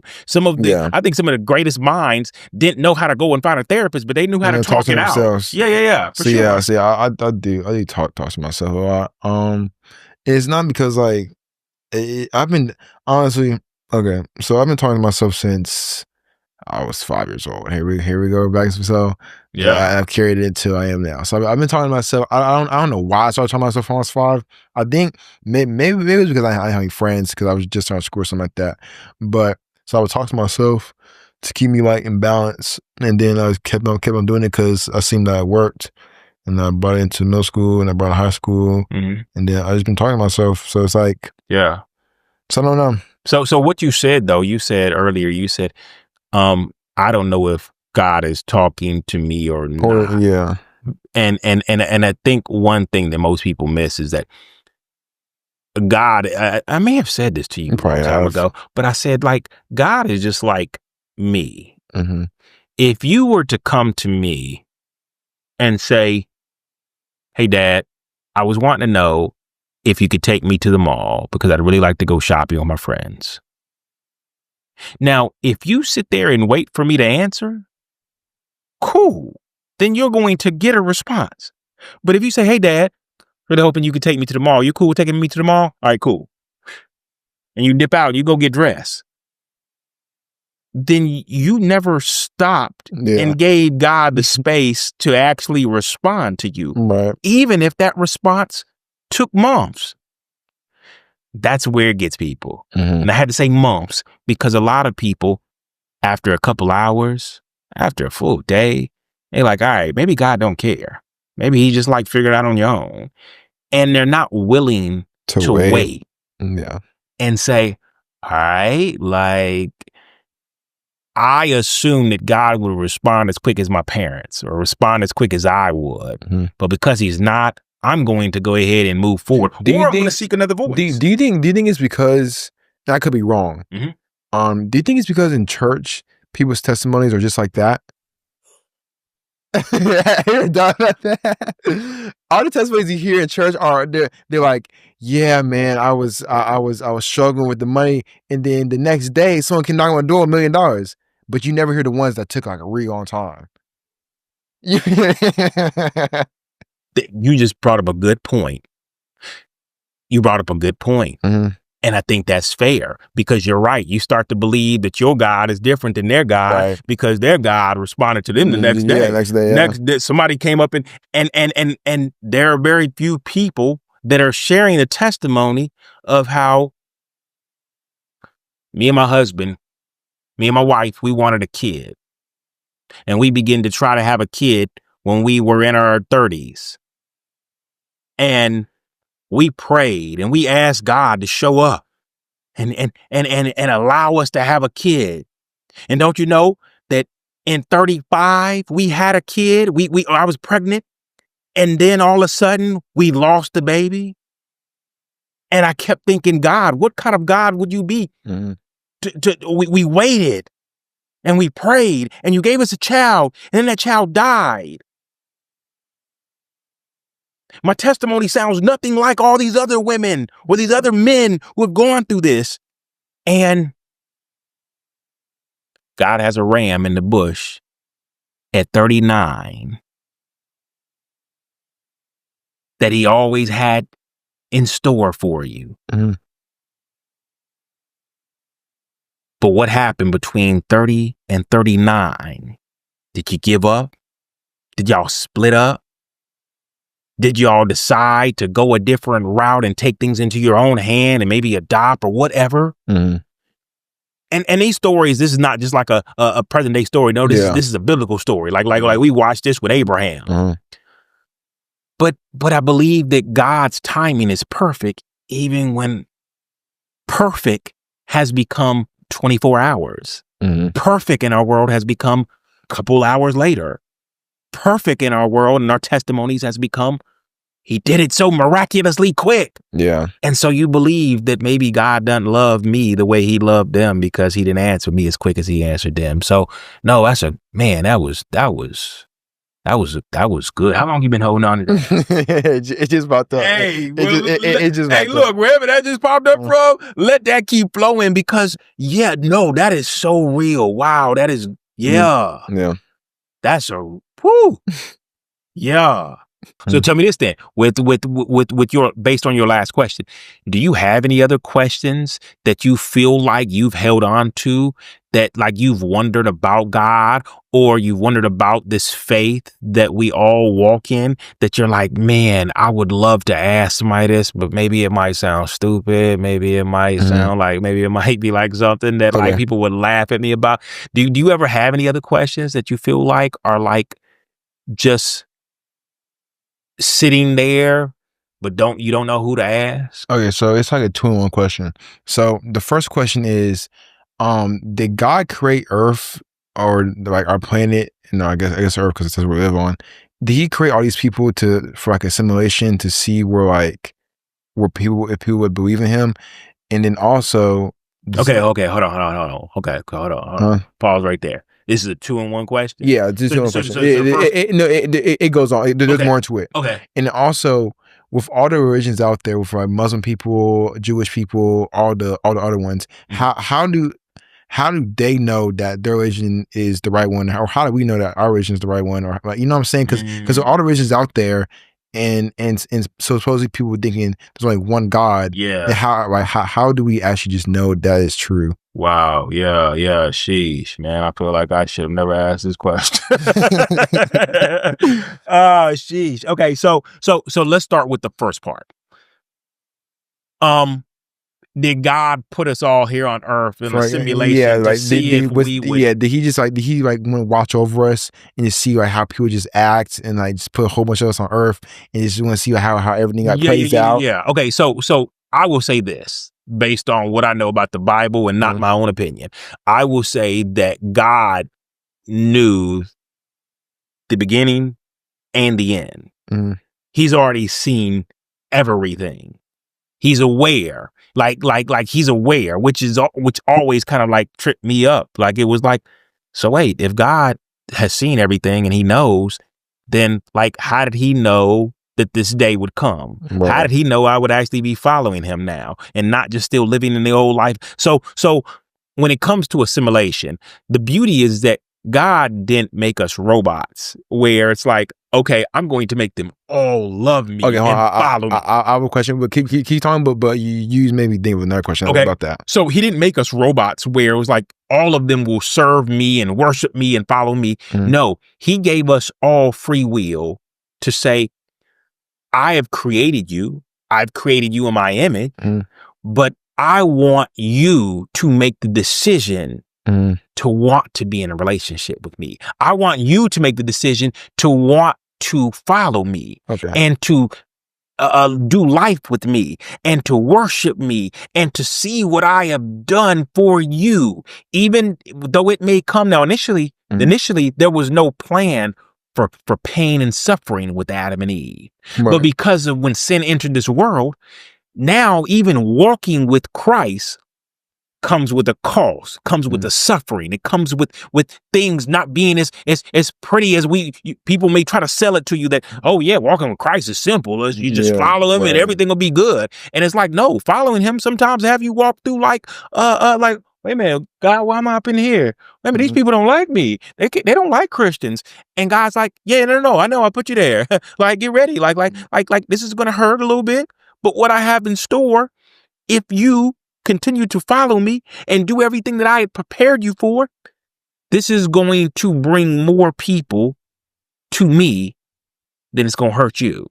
And so, like, everything was a choice. God gave us a choice. God gave us He gave us a choice to start this podcast. Right. We could have said, "No, God, I don't like that idea. My son thinks this is whack. We both feel like this is corny. So like, I know you said like this is what you want, but like, can we spin the dice again? Like, give me something else. Okay. I'll go to church or something. We'll do church stuff." So when you said that God already knows like the beginning and the end, Yeah, and that goes for like our lives, right? Like he knows. 100%. Okay, so then he knows who's going to heaven and hell, right?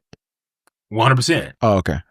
Yeah. Okay, so cause I guess I was asking like when he created us. Wait, so when he created us, did he create our story? Or no that yeah. Okay, well no. Also yes or no, because no, you just said that we are like we get free will. We get free will, but Yeah. but did he create our story already? 'Cause if he already knows the beginning and end, then that means he had to create something. So he knows the route the walk and the path you're going to take. He knows how he's going to send people. He knows exactly. And you know, this one's got me because it's like, why would God continue to love and pursue me if he knew that I was never going to choose him? That one, I think I've held on to that question for a long time of like, why would God continue to run after me if he knew that I was never going to turn back to him? Yeah. And I believe that's just the character of God. That's who he is. That's how he loves us. He didn't create us to just throw us down here and be like, well, good luck. No, there was a love in creating us and saying, I'm making this person unique for the purpose I have for them. And I'm going to put them there with the purpose that I hope that they hold on to, knowing that this world is going to beat them down till they finally let go of the purpose, possibly to one day have to re-grab that purpose, for me to remind them of what that purpose is, for me to remind them why they are like that, why they're unique, why people make fun of that, why this world has done so much to try to strip them and separate them from what I had planned for them. And so I wouldn't call it a simulation, but I would say that God knew what we would go through to get back to him. He knew what we would go through, even if we never turned. So would you say he put us in the hardest generation to go back to him? I've heard that question before. Okay, so and a lot of people say that. Why? Why do you say that? Do you do you think it was easier to go to Christ now than it was in like the BC ages? Oh no, that's before Christ. So the AC ages. Yeah. Okay. So we all had different struggles. A lot of people like to say, "Oh, it's harder now because we're more distracted and we got all this stuff, this technology and stuff." Yeah. But if you read the Bible, if you look at like what some of the disciples went through with a lot of the people, look, back then they didn't even consider themselves. They were, and I remember hearing how they were. Wow, I'm trying to remember exactly what they went by. But like, for instance, you've seen the fish before. Yeah. The fish was almost like a sign that you put on things just to associate yourself with Christ as a follower. You see what I'm saying? Right. And so the truth is for a long time, people didn't go by the name of we're Christian. And so because there was so much persecution, because so many people had to go through so much harm and so much ridicule because of their desire to follow Christ, it was very hard. There are still people in this world right now. Today. Because I was about to say today in different countries. When you keep talking, I have like it builds on more questions. Okay. So this question might sound a little crazy. But hold on, just to finish answering. Yeah. Go ahead. He's aware of exactly what our timeline looks like. And he's even aware of saying, okay, even if you never turn back to me, I'm going to still use your story. I still had a plan in your story. Like a lot of people are like, well, God can only use Christians. No, God can use whoever he wants. God can use whatever he wants.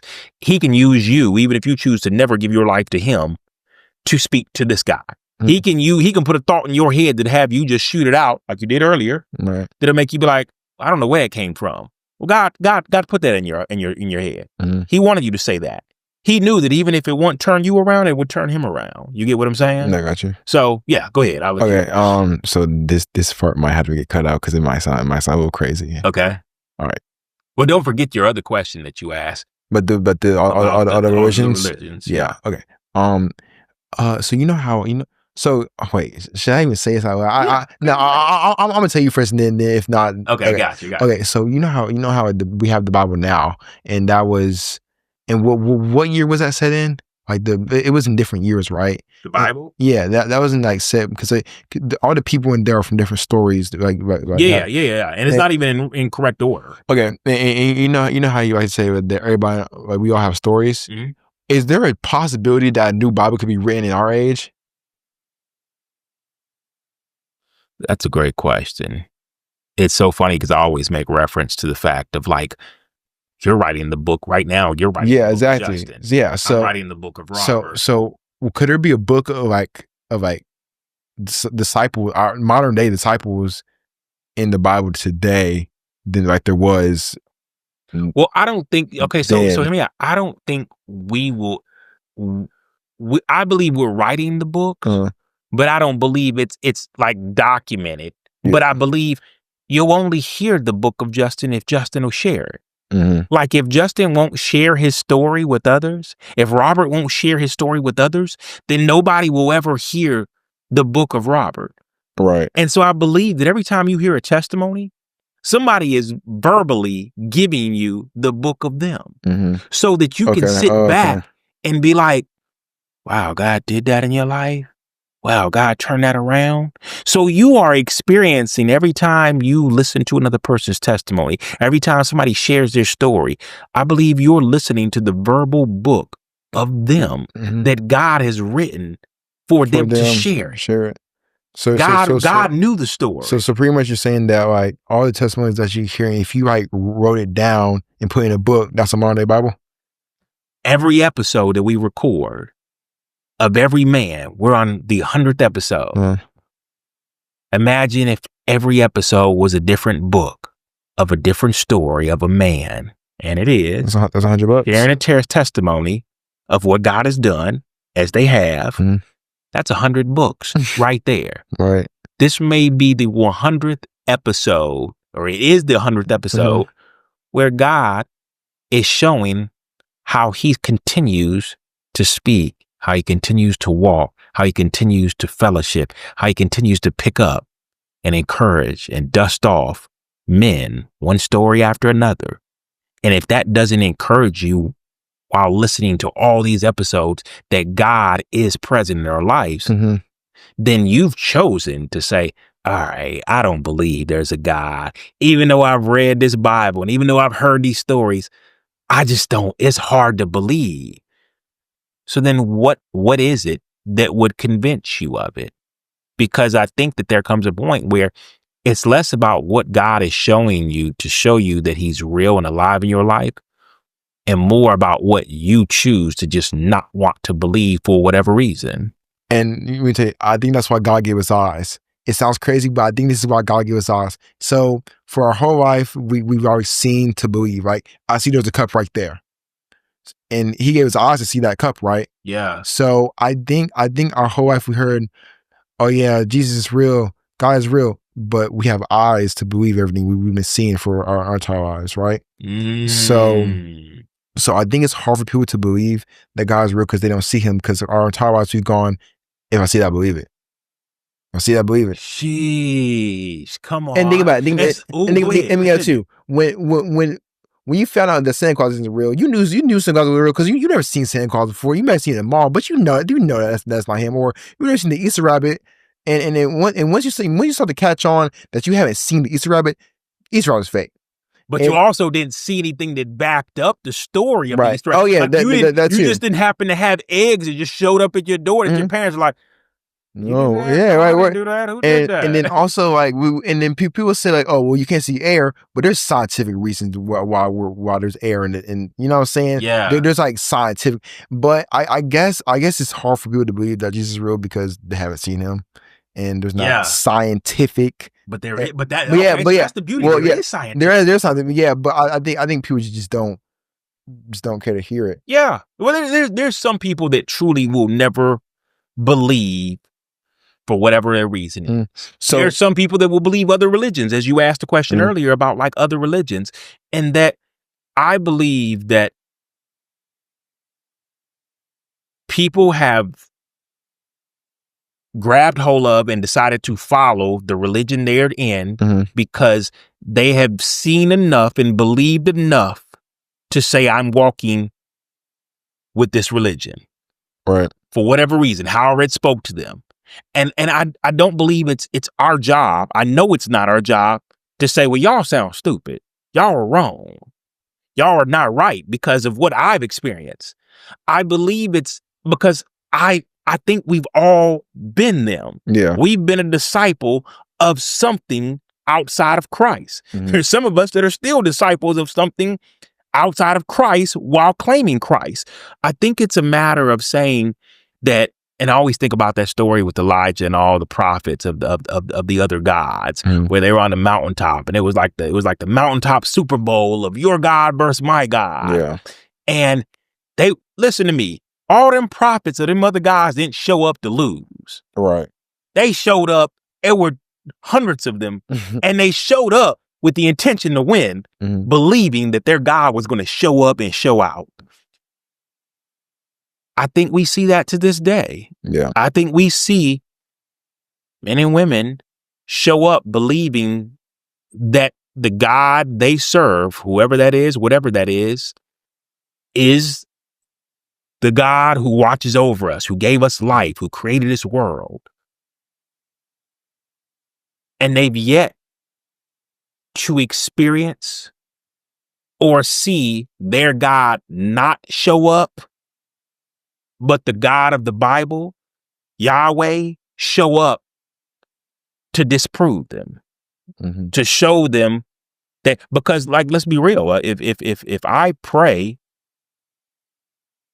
and my prayers are answered because God's a good God, even though I may not serve him and I may not look to him, then why would I not believe that the God I'm praying to, whether it be whoever I have decided, whatever religion I have, right? So wait, so you're saying that, so like you can pray to any God, and if that if that prayer is answered, then you're saying that. Well, no. What I'm saying is no. Okay, so hear me out. Okay. If let's just say I'm praying to the God of Cucamonga. Okay. We're just gonna use that's fine. God of Cucamonga. All right. And let's say because God is good, and that doesn't change because I haven't sought God, because I haven't prayed to God, the God of heaven and earth, Jesus Christ. If I have yet to pray to him, to see him as the God and Lord of my life, God, the Savior of my life, that doesn't change his character. He's still good.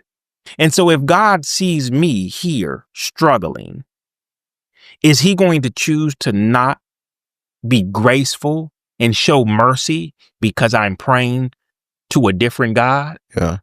And that goes back to, like, here I know it's the beginning and end.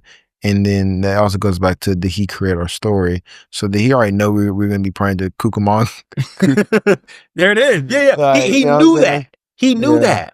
But he also knew that the truth is that is he a bad God? Because we're not a faithful human. And no, I don't believe he is. Based on everything I've seen, based on my story, God could have just let me. He could have sent me to prison. I deserved it. He could have made me crash out and end my life. I deserved it. But he was faithful enough to walk with me and pull me through situations where I had every right to lose my job, to not be here, to not be your father. But he was good enough and he was merciful enough to say, I love you, son, despite the fact that you don't love me. And so I believe it's his pursuit. It's his pursuit of us.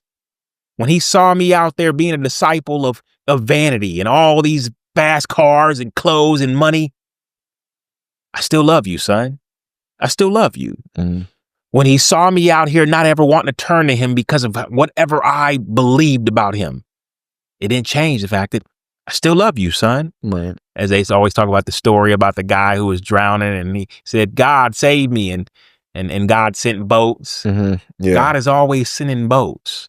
He's always sending people your way in hopes that day you'll You'll listen. That day realize, you'll yeah. turn. That day you'll hear him. You'll see him. You'll see him Mhm.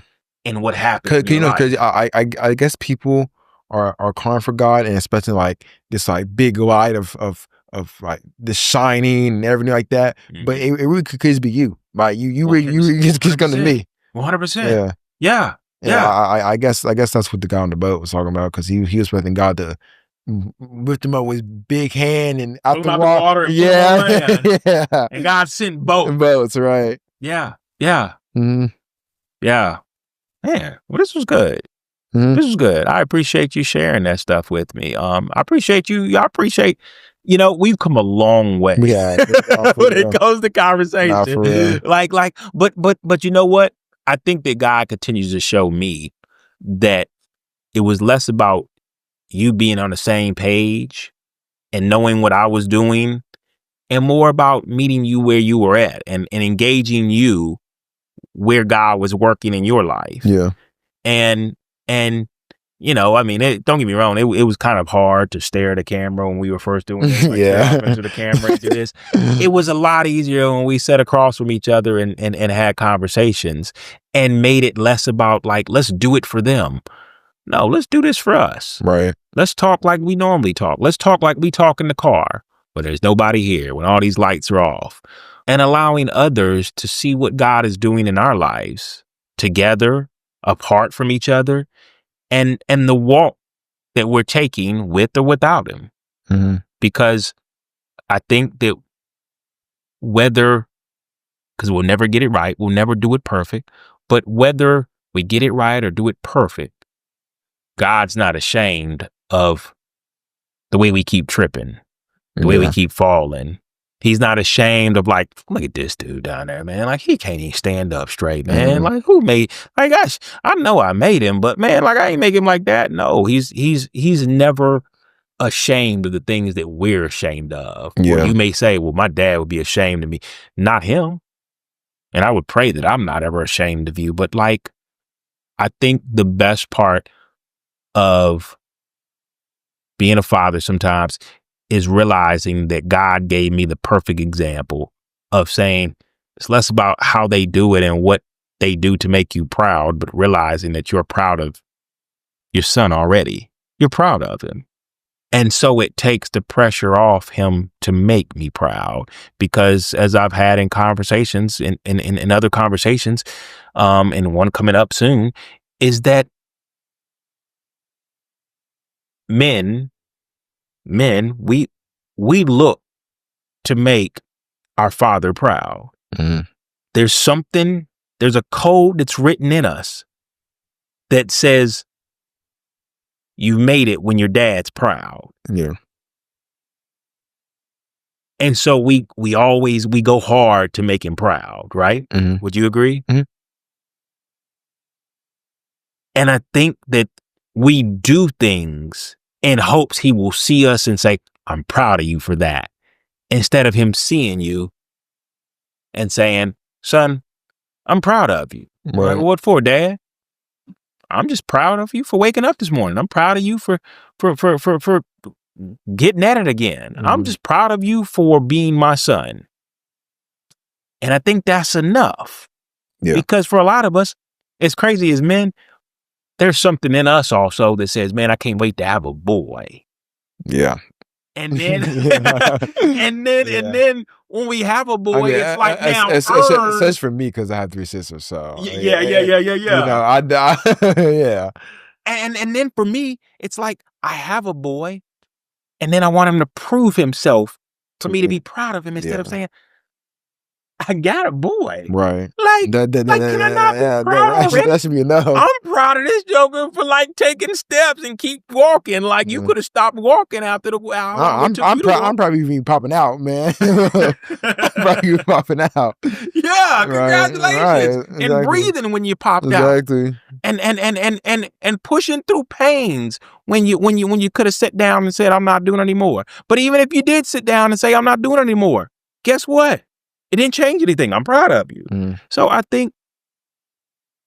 I believe that if more men could offer that understanding of like, I'm proud of you, son.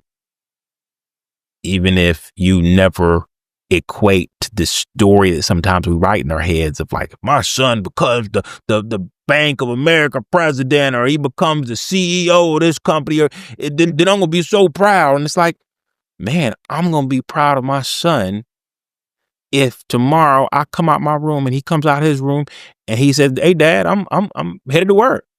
Proud of you. Not because you're headed to work, but just because, man, you just got after it today. I'm proud of you. You look just like me. I'm proud of you. I'm proud of you for continuing to go at it.